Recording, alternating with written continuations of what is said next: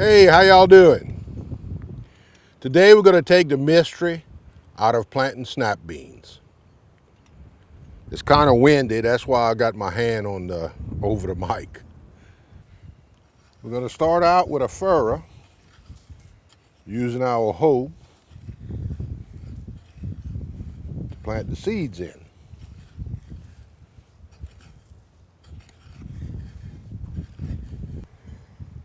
Pretty big seeds. Now this doesn't have to be exact. I'm going to plant them about every 4 to 6 inches apart. Using the old garden rake, I'm going to put about 1.5 inches of dirt on top.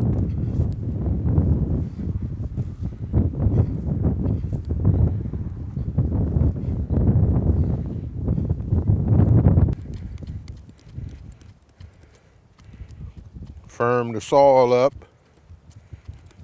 Make sure we have good contact with the seed.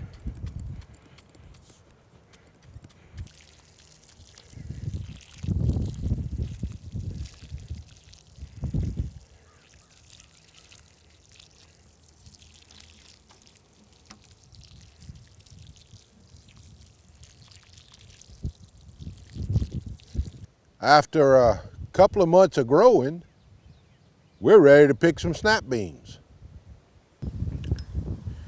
Here's a tip that's going to increase your yield by at least 100%. These two are ready to pick. This one needs to grow a little more. So harvest these, leave these on for another day or two. I don't know about you, but I just love my snap beans. And this year I'm putting up a bunch of them.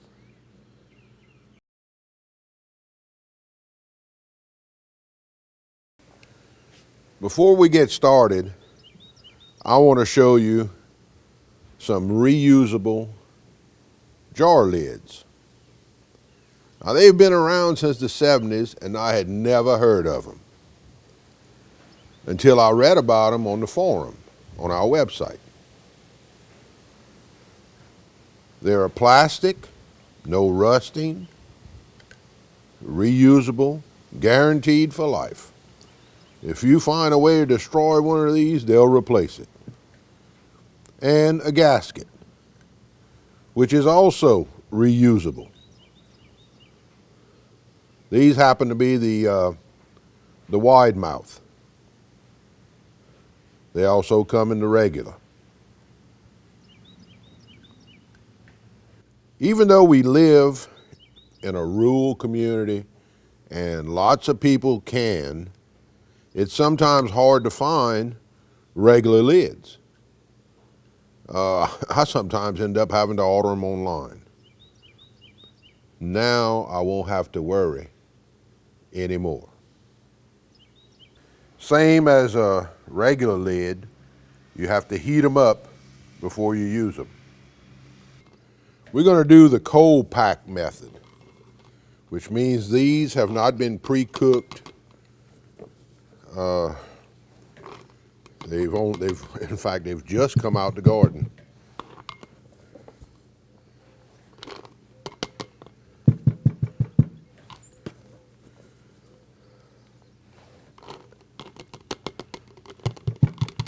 We're going to fill our jar to about 1 inch from the top. Now we're going to add our water, leaving a head space of about 1 inch from the top.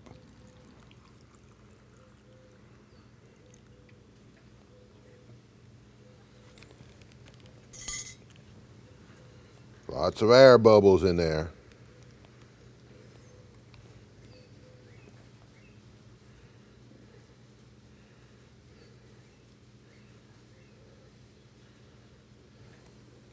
You want to get all of them out. And once you get the air bubbles out, You want to recheck that head space. Before we put the lid on, we want to take a damp paper towel and clean the rim.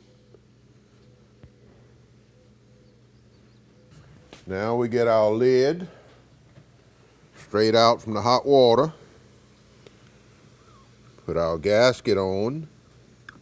Put the lid in place. Screw the ring down.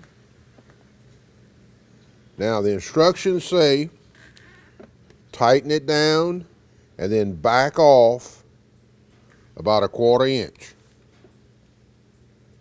And that's to allow the stuff inside to vent out during the processing.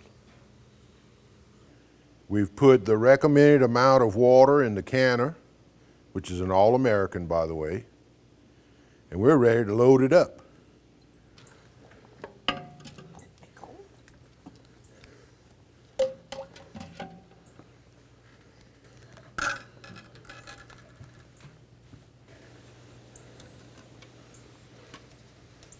Well, I'm 3 jars shy of a load, and I'm talking about the canner, not me. Those of you familiar with the American canner know that there's no gasket. So you put a thin layer of petroleum jelly to help seal the top. You put it on both surfaces, on the canner and on the lid.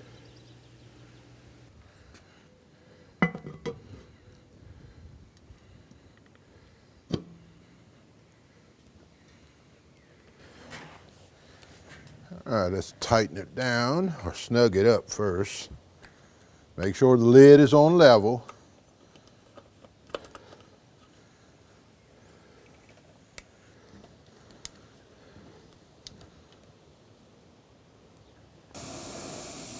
I'm almost certain you can't see it, but I've been watching a steady stream of steam coming out of that vent for at least the last 10 minutes.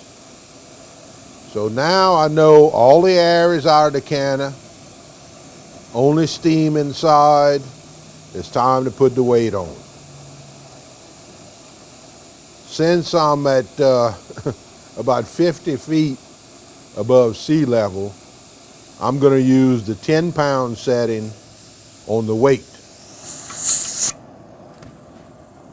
If I were above 1,000 feet sea level, I'd use the 15-pound setting. And I know with the glare you can't see the reading on it. But as soon as it gets to 10 pounds, I'm going to back off of the fire or the heat and maintain a 10-pound setting. As soon as I get to 10 pounds, I'm going to start timing the process, which for quartz, snap beans, we're talking 25 minutes.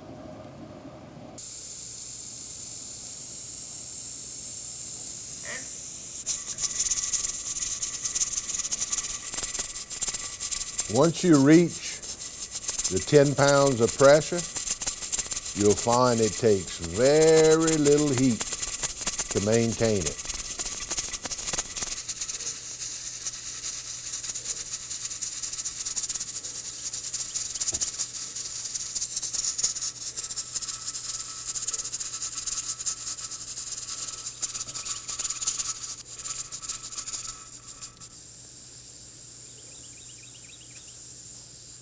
We've reached our 25 minutes of processing time. Now all we do is shut the fire off and let the canner cool down, depressurize on its own. Once it does that, we'll take the cover off and see what we've got. Pressure gauge is down to 0. And we don't have any more pressure. We can remove the weight. Time to open it up and see what we've got.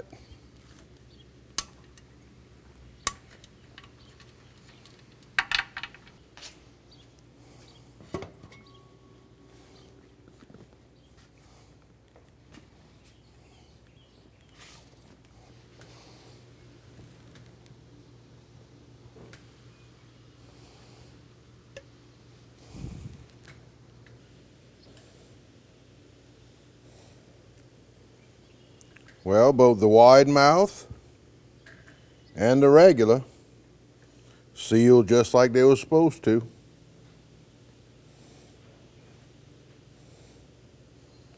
I am really, really impressed.